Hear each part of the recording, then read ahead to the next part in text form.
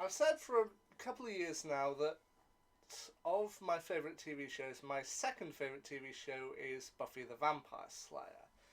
And I've also said with other shows that if the I normally include spin-offs in the main kind of slot.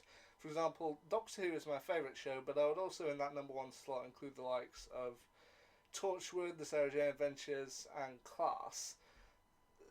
K9 and Company, I guess, as well, even though that was only one episode, but I usually include them. And the Arrowverse, well, I've got a ton in there, but for a while, I never really thought I was able to include Angel in my second slot, mainly because I hadn't really seen that much of it.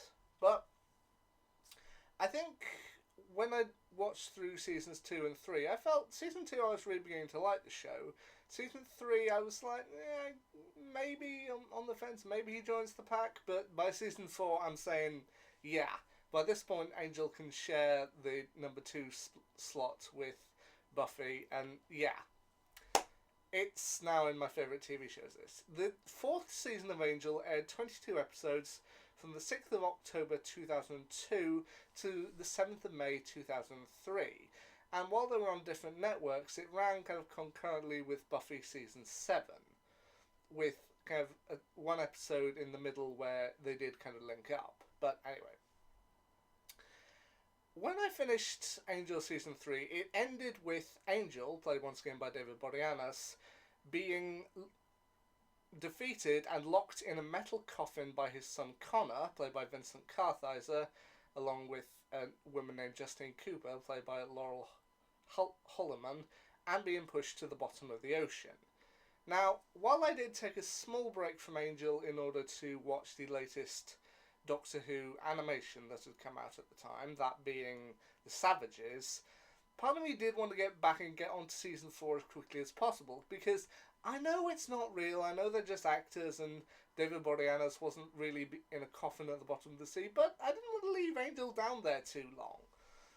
So, season 4, it introduced some new story beats. I mean, most of the cast ended up returning for this one, including Angel, played by David Boreanaz, Charles Gunn, played by J. August Richards, Winifred Burkle, played by Amy Acker, Connor, as I said, played by Vincent Kartheiser, my favourite character, Lorne, played by the late Andy Halley, and Wesley Wyndham-Pryce, played by Alexis Denisov, who sort of has to go through something of a redemption arc after kidnapping Connor the previous season. But yeah, I do like some of the story beats they had with Wesley. Like at the start, he is shown to be sleeping with the enemy, i.e. sleeping with Wolfram and Hart lawyer Lila Morgan, played once again by Stephanie Romanoff. She also steps up this particular season, sort of becoming in charge of the organisation after slaughtering almost everyone.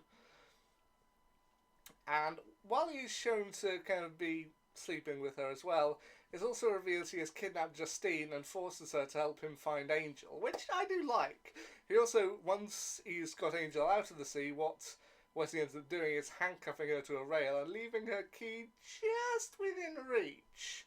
To which, I'll admit I did come up with a small fan fiction for myself where, she works her way and is nearly reaching the key, but then Buffy ends up showing up and picks up the key and yeets it into the ocean after hearing what she did to Angel. Which, I don't know, I kind of like that. However, this particular season also had to slightly change course partway through, because the previous season, when Darla, played by Julie Benz, for the most large portion of the storyline of season 3, she was pregnant and eventually gave birth to Connor. Now, they had to she wasn't really pregnant, they were just acting and kind of prosthetics at the time, but they did have to make a slight change in the storyline this time around when they reintroduced Cordelia Chase back into the season, this time also played by Charisma Carpenter. And when Charisma Carpenter actually was pregnant during production, they had to make some slight changes. And ultimately, I think this is a good season. It's got some really good story beats in it. I mean, I do like how everything kind of naturally flowed. I mean, you go from a demon whose main plan is to kind of blot out the sun, or at least blot it out from all of Los Angeles, allowing demons to run riot all over the place. That then leads to a eventually Cordelia and Connor sleeping together, which little bit creepy, but take that as you will. And then they eventually have to release Angel's evil side, Angelus, in order to find out more about the demon. That eventually leads to Cordelia's pregnancy, and that eventually leads to the introduction of the big villain for this particular season, Jasmine, played by Gina Torres. Another recurring actress from the wider Whedon-Verse. Apparently she had already played Zoe Washburn in Firefly by this point, so this was a return for her, which I do like. But a lot of stuff ends up happening in this season, including the team encountering a cat burglar named Gwen Raiden, who has electrical powers, played by Alexa Davalos. I think she gets some fun go to this as well. But also, we do get one kind of minor kind of crossover with the wider Buffy-Verse, or with Buffy itself, as partway through, when they need to restore Angelus back to Angel, they end up calling in Willow Rosenberg, played once again by Alison Hannigan. She had previously appeared at the end of Angel's second season to inform Angel that Buffy had died, but it's nice to see her back here and actually get more of a go of it, more kind of meaty role. And they also kind of fill in the gap for me of Faith's story. Faith Lahan, played once again by Eliza Dushku. Once the team release Angelus, but they need to find a way to kind of get him back in again, Wesley ends up breaking Faith out of jail, which I do like. And then that ultimately leads to the season 4 episode 15 Orpheus, where Willow gets called in, and then by the end of it, when Willow announces that she's going back to Sunnydale, Faith goes with her, and that ultimately leads to Faith's return in the Buffy season 7 episode 18, Dirty Girls. But as I said, I do like how this entire season kind of naturally flowed, going from the Beast trying to blot out the sun, Angelus, Cordelia's pregnancy, and eventually Jasmine, played by Gina Torres. To which Jasmine seems to be almost like a goddess-like figure who everybody worships, until Fred works out that she's not all she entirely seems to be. After she gets in contact with Jasmine's blood, Fred sees Jasmine for exactly what she is, kind of a decaying form with kind of maggots, even though everybody else sees her as this enhanced beauty. They have to try and find a way to stop her. So ultimately leads to kind of the final episodes, where the penultimate episode, when Jasmine tries to kind of announce her kind of big plans to the world on TV, Angel is able to use kind of magic that he got from an alternate dimension. To which, this is one of my only kind of complaints about this particular season.